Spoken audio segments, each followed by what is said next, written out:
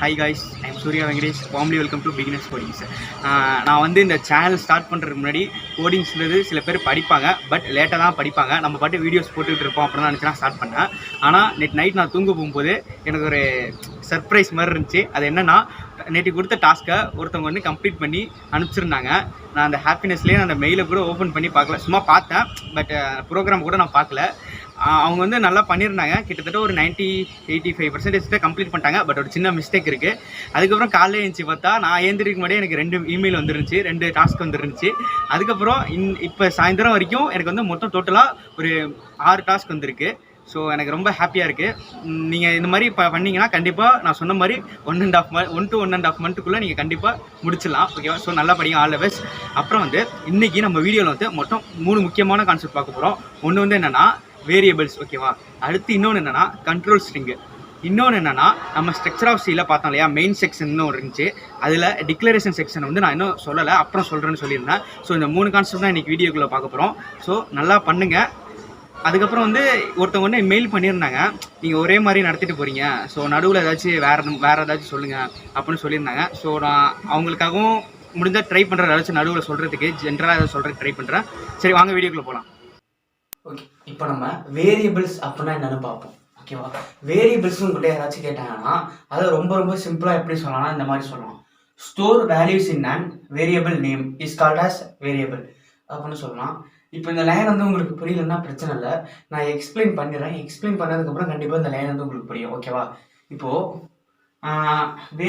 இதை எப்படி எக்ஸ்பிளைன் பண்ண போகிறேன்னா, இப்போ ஒரு வீடுனா எப்படி இருக்கணும்? வீடுனா ரூம் இருக்கும், கிச்சன் இருக்கும், ஹால், பாத்ரூம் இதெல்லாம் இருக்கும். இதெல்லாம் இருந்தால் தான் அது வீடு. ஓகேவா? அதே மாதிரி வேரியபிள்ஸுக்குன்னு ஒரு சின்டாக்ஸ்னு ஒன்று இருக்குது. அந்த சின்டாக்ஸ் மாதிரி இருந்தால் தான் அது வேரியபிள். அடுத்து நம்ம அப்கமிங் வீடியோஸில் லூப் இஃப்லாம் பார்க்க போகிறோம். அது எல்லாத்துக்கும் ஒவ்வொரு சின்டாக்ஸ் இருக்குது. இப்போ லூப் சின்டாக்ஸ்னால் அந்த சின்டாக்ஸ் மாதிரி இருந்தால் தான் அது லூப். ஓகேவா? இந்த மாதிரி தான். அப்போது வேரியபிளுக்கும் ஒரு சின்டாக்ஸ் இருக்குது. அந்த சின்டாக்ஸ் மேலே ஃபஸ்ட்டு சொல்லிடுறேன்.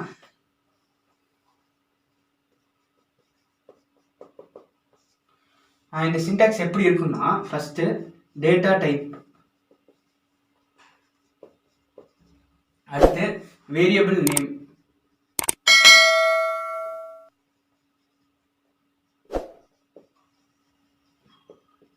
இதுதான் வேரியபிளோட சின்டாக்ஸ். ஓகேவா? இப்போ டேட்டா டைப்னா என்ன? நம்ம டேட்டா டைப்ல என்னென்ன பார்த்தோம்? இன்ட் பார்த்தோம். இன்ட்னா இன்டீஜர், கேரக்டர், ஃப்ளோட் பார்த்தோம்.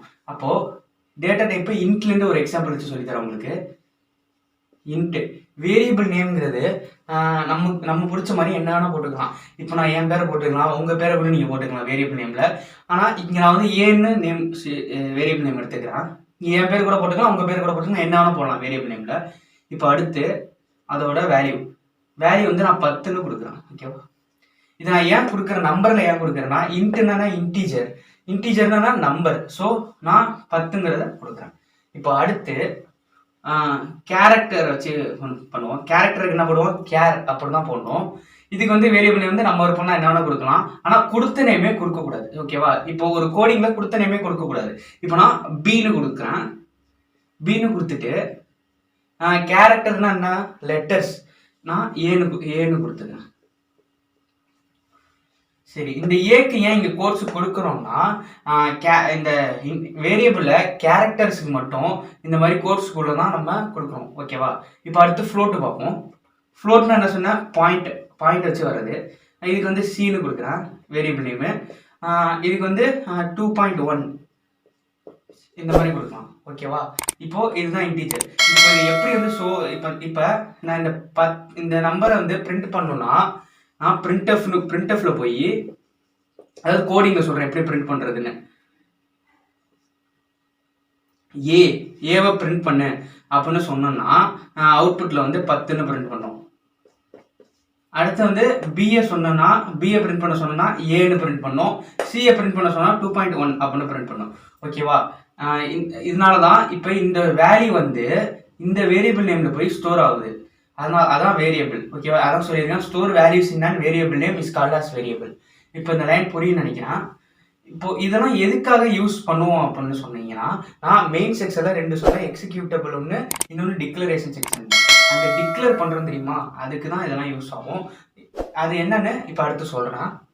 ஹலோ கைஸ், இப்போ ஒரே ஒரு கொஸ்டின் கேட்குறேன். சும்மா ஜென்ரலாக உங்களால் ஆன்சர் சொல்ல முடியுதான்னு பாருங்கள். ஒன்றும் இல்லை, இப்போ என் கையை பாருங்கள், என் ஷோல்டரை டச் பண்ணுறேன். இப்போ இன்னொரு கையால் இன்னொரு ஷோல்டரையும் டச் பண்ணுறேன். ஆனால் இதே மாதிரி நம்மளால் ஒரு கையால் தொட முடிஞ்ச இடத்த இன்னொரு கையால் தொட முடியாது. அந்த இடம் நம்ம உடம்புலேயே இருக்குது. அது என்னன்னு நீங்கள் கண்டுபிடிங்க. டோட்டலாக ஒரு 5 செகண்ட் உங்களுக்கு டைம் கொடுக்குறேன். ஓகே கைஸ், உங்களால் கண்டுபிடிக்க முடிஞ்சால் நீங்கள் சூப்பர், கண்டுபிடிக்க முடியலனாலும் நீங்கள் சூப்பர் தான். ஓகேவா? அதுக்கான ஆன்சர் என்னன்னா, இப்போ இந்த கையை இப்போ நான் தொடறேன், அதே மாதிரி இந்த கையை வச்சு என்னால் இந்த கை மூட்டை தொடவே முடியாது. ஸோ அதுக்கான ஆன்சர் கை மூட்டு. ஓகேவா? இதை வந்து நான் ஒரு யூடியூப்பில் பார்த்தேன், எப்பயோ பார்த்தேன், பட் ஞாபகம் வந்துச்சு, சரின்னு சொல்லிட்டேன். ஓகேவா? ஓகே கைஸ், டிக்ளரேஷன் செக்ஷன் பார்க்குறதுக்கு முன்னாடி நம்ம கண்ட்ரோல் ஸ்ட்ரிங்ன்றதை பார்த்துருவோம். ஏன்னா அப்போ தான் உங்களுக்கு ஈஸியாக புரியும். கண்ட்ரோல் ஸ்ட்ரிங் அப்படின்னா என்னென்னா, இதை வந்து எப்படி சிம்பிளாக சொல்லலாம்னா காலிய வேல்யூ அப்படின்னு சொல்லலாம். வேல்யூவை கால் பண்ணுறதுக்கு பேர் தான் கண்ட்ரோல் ஸ்ட்ரிங்கு. இது உங்களுக்கு புரியலன்னா இப்போ நான் எக்ஸ்பிளைன் பண்ணதுக்கப்புறம் உங்களுக்கு புரியும். ஓகேவா? இப்போது இன்டீஜருக்கு வந்து இந்த மாதிரி சொல்லலாம், %d இல்லைன்னா %i. இது வந்து கண்ட்ரோல் ஸ்ட்ரிங்கு, இன்டீஜருக்கு உண்டான கண்ட்ரோல் ஸ்ட்ரிங்கு. அடுத்து ஃப்ளோட்டுக்கு வந்து %fன்னு போட்டால் ஃப்ளோட்டுக்கான கண்ட்ரோல் ஸ்ட்ரிங்கு இது. அடுத்து கேரக்டருக்கு %c, இது வந்து கேரக்டருக்கான கண்ட்ரோல் ஸ்ட்ரிங்கு. ஓகேவா? இப்போ எக்ஸ்பிளைன் பண்ணது நல்லா பாருங்க. இப்போ நான் வந்து ஒரு கோடிங் எழுதுறேன். இதில் வந்து ஒரு வேரியபிள் வந்து டிக்ளேர் பண்ணுறேன், சாரி இனிஷியலைஸ் பண்ணுறேன். = 9 அப்படின்னு கொடுத்துருக்கேன். இப்போது நான் இந்த 9 வந்து பிரிண்ட் பண்ணணும்னா எப்படி நான் பிரிண்ட் பண்ணுவேன்? printf a. ஓகேவா? இப்போது எனக்கு இந்த அவுட்புட் வந்து என்னென்னு காமிக்கணும்னா 9ன்னு காமிக்கணும். அதை எப்படி காமிக்கணும்னா, இப்போது இந்த ஏவை வந்து நான் இது பண்ணியிருக்கேன். இந்த ஏவை தான் இப்போ நான் வந்து அவுட்புட்டில் வர வைக்கணும். இந்த ஏவை நான் இங்கே போட்டிருக்கேன், ஏன்னா இந்த வேல்யூ வந்து இதில் தான் ஸ்டோர் ஆகிருக்கு. ஸோ இந்த வேரியபிள் நேமை தூக்கி நான் இங்கே போட்டிருக்கேன். இது வர வைக்கணும்னா இன்டீஜருக்கு உண்டான கண்ட்ரோல் ஸ்ட்ரிங் போட்டால் தான் இது வரும். ஓகேவா? இன்டீஜருக்கு உண்டான கண்ட்ரோல் ஸ்ட்ரிங் என்னன்னா இதுதான், %d இல்லைன்னா %i. நான் %dன்னு போடுறேன். %dன்னு போட்டோம்னா இதோட வேல்யூ வந்து இங்கே போய் கால் ஆகிடும், இந்த கண்ட்ரோல் ஸ்ட்ரிங்கில் கால் ஆகிடும். ஸோ இப்போது 9ன்னு பிரிண்ட் ஆகும். இதை நான் ஏன் டபுள் கோட்ஸ்குள்ளே போட்டிருக்கேன்னா, ஏன்னா டபுள் கோட்ஸ்குள்ளே போடுறது தான் அவுட்புட்டில் காமிக்கும். இங்கே %d அப்படின்னு இருக்குன்னா இந்த வேல்யூ வந்து இதில் போகும்போது 9ன்னு காமிக்கும். இப்போது நான் printf the a value is %d அப்படின்னு போட்டு இந்த டபுள் கோட்ஸை க்ளோஸ் பண்ணிட்டு ஏவை கூப்பிட்றேன்னா இது எப்படி காமிக்கும்? இது வந்து இங்கே தான் போகுங்கிறதால இந்த a வேல்யூ இஸ் 9 அப்படிங்கிறத அவுட்புட்டில் காமிக்கும். ஓகேவா? இந்த நம்பர் வந்து உங்களுக்கு எங்கே வரணுமோ அங்கே %d போட்டுக்கோங்க. இப்போ நான் வந்து இந்த %d தூக்கி இந்த தேக்கு அப்புறம் போட்டேன்னா the 9 வேல்யூ இஸ் அப்படின்னு வந்து அப்படியே நின்றுடும். ஓகேவா? இப்போ புரியும் நினைக்கிறேன். இப்போ நம்ம எதுக்கும் ப்ராக்டிக்கலாகவும் செஞ்சு பார்த்துருவோம். அப்போ பண்ணும்போது உங்களுக்கு கண்டிப்பாக புரியும். ஓகே, கண்ட்ரோல் ஸ்ட்ரிங்னா என்னன்னா காலிய வேல்யூ, இதை ஞாபகம் வச்சுக்கோங்க. இன்டீஜருக்கு %d இல்லைன்னா %i, ஃப்ளோட்டுக்கு %f, கேரக்டருக்கு %c. ஓகேவா? ஓகே, நம்ம ப்ராக்டிக்கல் வீடியோவில் பார்க்கலாம். இப்போது நம்ம ஒரு ப்ரோக்ராமை எப்படி டிக்ளரேஷன் பண்ணி அவுட்புட் கொண்டு வரதுன்னு ப்ராக்டிக்கலாக பார்ப்போம். ஃபஸ்ட்டு டர்போ C++ ஓப்பன் பண்ணிக்கோங்க, இல்லைன்னா உங்கள்கிட்ட எந்த கம்பைலர் இருக்கோ அதை ஓப்பன் பண்ணிக்கோங்க. ஓகேவா? ஃபஸ்ட்டு வந்து நம்ம என்ன போடுவோம், ஒரு டாக்குமெண்டேஷன் செக்ஷன் போடுவோம். இது வந்து நீங்கள் ப்ராக்டிஸ் பண்ணும்போது நீங்கள் டாக்குமெண்டேஷன் செக்ஷன் போட்டிங்கன்னா உங்களுக்கு வந்து போர் அடிக்க ஆரம்பிச்சிடும். ஸோ ப்ராக்டிஸ் பண்ணும்போது டாக்குமெண்டேஷன் செக்ஷனை விட்டுருங்க. பட் நீங்கள் ஏதாச்சும் இன்டர்வியூ போகும்போது ப்ரோக்ராம்லாம் போட்டு காட்ட சொன்னாங்கன்னா இந்த மாதிரி போட்டிங்கன்னா உங்கள் மேலே ஒரு இம்ப்ரெஷன் வரும். ஓகேவா? இப்போ அடுத்து has include standard input output dot HA போட்டுட்டு ஹேஸ் இன்க்ளூட், நான் இதை இப்போ எதுக்கு இந்த கன்சோல் இன்புட் அவுட்புட்டை யூஸ் பண்ணுறேன்னா நான் என்னோடய அவுட்புட்டை வந்து நிறுத்துறதுக்காக யூஸ் பண்ணுறேன். ஓகேவா? இல்லைனா நான் ஆல்ட் F5 அழுத்தி தான் பார்க்கணும். இந்த கன்சோல் போலன்னா நான் ஆல்ட் F5 அழுத்தி தான் பார்க்கணும். அவுட்புட் நிற்காது. இப்போ நான் நிறுத்துறதுக்காக இந்த இதை யூஸ் பண்ணுறேன். இப்போ அடுத்து வாய்டு மெயின். அடுத்து வந்து வாய்ட் மெயின் ஃபங்க்ஷன் இங்கேருந்து தான் இப்போ ஸ்டார்ட் ஆக போகுது. நான் வந்து டிக்ளேர் பண்ணுறேன் ஒரு வேரியபிளை. இன்ட்டு a = 9 அப்படின்னு சொல்லி ஒரு வேரியபிள் டிக்ளேர் பண்ணிட்டேன். டிக்ளேர் பண்ணிட்டு printfல போய் நான் ஆல்ரெடி என்ன சொன்னேன் உங்கள்கிட்ட, இந்த டபுள் கோட்ஸ்குள்ளே printfல நம்ம என்ன எழுதணுமோ அது அப்படியே டைப் ஆகும். இந்த a வேல்யூ இஸ் நமக்கு இங்கே தான் அந்த 9ங்கிறது பிரிண்ட் ஆகணும். ஸோ 9ங்கிறது பிரிண்ட் ஆகணும்னா நம்ம என்ன பண்ணோம், கண்ட்ரோல் ஸ்ட்ரிங்கை கால் பண்ணோம். கண்ட்ரோல் ஸ்ட்ரிங்கை நம்ம கால் பண்ணோம்னா பர்சன்டேஜ் இன்டீஜருக்குன்னா பர்சன்டேஜ் டி போடலாம், இல்லைனா ஐ போடலாம். நான் டி போட்டுக்கிறேன். ஓகேவா? ஸோ டபுள் கோட்ஸ்குள்ளே தான் கண்ட்ரோல் ஸ்ட்ரிங்கை போடணும். டபுள் கோட்ஸ்குள்ளேயே தான் கண்ட்ரோல் ஸ்ட்ரிங்கு இப்போதைக்கு இருக்குது. ஓகேவா? இப்போ அடுத்து ஒரு கமா போட்டு அந்த கண்ட்ரோல் ஸ்ட்ரிங்கில் எந்த இது டிக்ளேர் ஆகணுமோ அந்த வேரியபிள் நேமை போடணும்.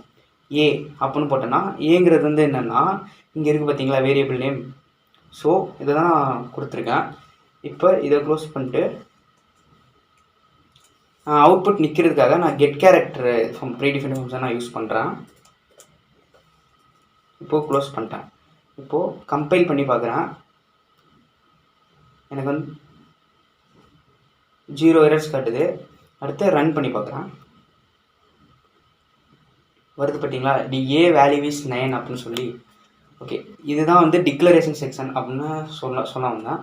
இப்போ அடுத்து இந்த மாதிரி வேரியபிளை வந்து நீங்கள் ஒரே லைன்லேயே கொடுத்துட்டிங்கன்னா இதுக்கு பேர் வந்து இனிஷியலைசேஷன். கண்டிப்பாக இன்டர்வியூலாம் அதை கேட்குறதுக்கு நிறைய சான்சஸ் இருக்குது. இனிஷியலைசேஷன் அப்படின்னு சொல்லுவாங்க. சரி, இப்போது இப்படி கொடுக்காம வேறு எப்படிலாம் கொடுக்கலான்னா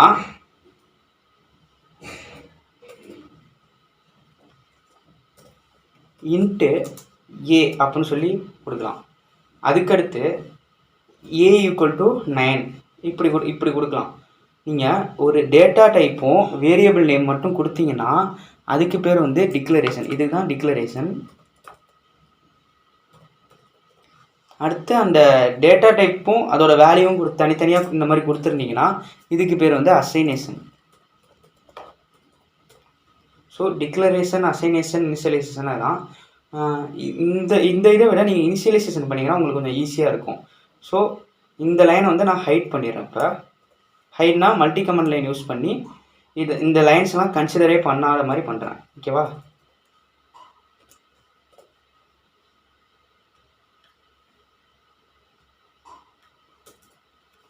இப்போ மல்டி கமெண்ட் லைன் யூஸ் பண்ணி இங்கேருந்து இது வரைக்கும் இதில் உள்ள லைன்லாம் கன்சிடரே பண்ணாத அப்படின்னு வந்து நான் கோடிங் பண்ணியிருக்கேன். இப்போ பிரிண்ட் பண்ணால் ஏன்னு வரும். இப்போ இதுலேயே நீங்கள் வந்து எத்தனை வேல்யூலாம் சேவ் பண்ணிக்கலாம். a = 9, b = 3 இந்த மாதிரிலாம் சேவ் பண்ணிட்டு போகலாம். ஆனால் b = 3.4 இந்த மாதிரி கொடுக்க முடியாது. ஏன்னா பாயிண்ட் வந்துடுது. பாயிண்ட் வந்துச்சுன்னா அது ஃப்ளோட்டு டேட்டா டைப்பில் தான் வரும். இது இன்டீஜருங்கிறதால இதில் நம்பர்ஸ் மட்டும் தான் கொடுக்கணும். நீங்கள் இந்த மாதிரி எத்தனை நம்பர்ஸ்னால் கொடுக்கலாம், தனித்தனியாக கொடுக்கலாம். 2 அப்படின்னு கொடுக்கலாம். ஓகேவா?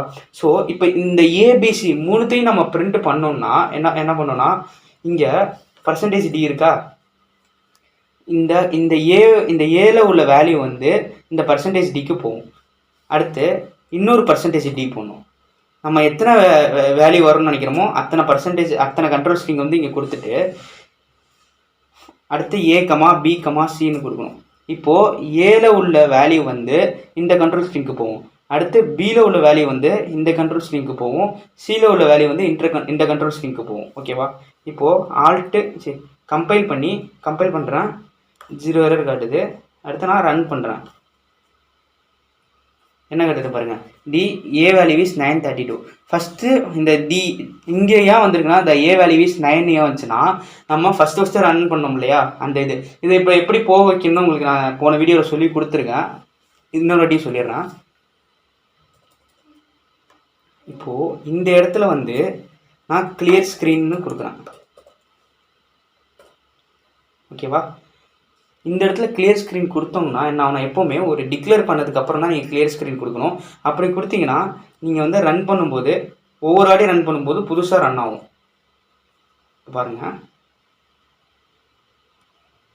தி ஏ வேல்யூ இஸ் 932.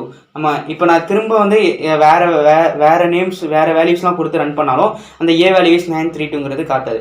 ஏன்னா ஒவ்வொரு வாட்டியும் நீங்கள் ரன் பண்ணும்போது புதுசாக தான் ரன் ஆகும். ஸோ சரி, இப்போ இங்கே ஏ வேல்யூ இஸ் 932 இருக்கே, இது வந்து எனக்கு புரியலையே அப்படின்னு உங்களுக்கு தோணலாம். இதை வந்து இப்போ எப்படி வந்து இப்போ நான் இங்கே 9,3,2 அப்படின்னு வரணும்னா ஒன்றும் இல்லை, ஆல்ரெடி சொன்னதான் இந்த டபுள் கோட்ஸ்க்குள்ளே நம்ம என்னென்ன கொடுக்குறோமோ அது அப்படியே பிரிண்ட் ஆகும்னு. ஒரு கண்ட்ரோல் ஸ்ட்ரிங்க்கு அப்புறம் ஒரு கமா, இன்னொரு கண்ட்ரோல் ஸ்ட்ரிங்க்கு அப்புறம் ஒரு கமா.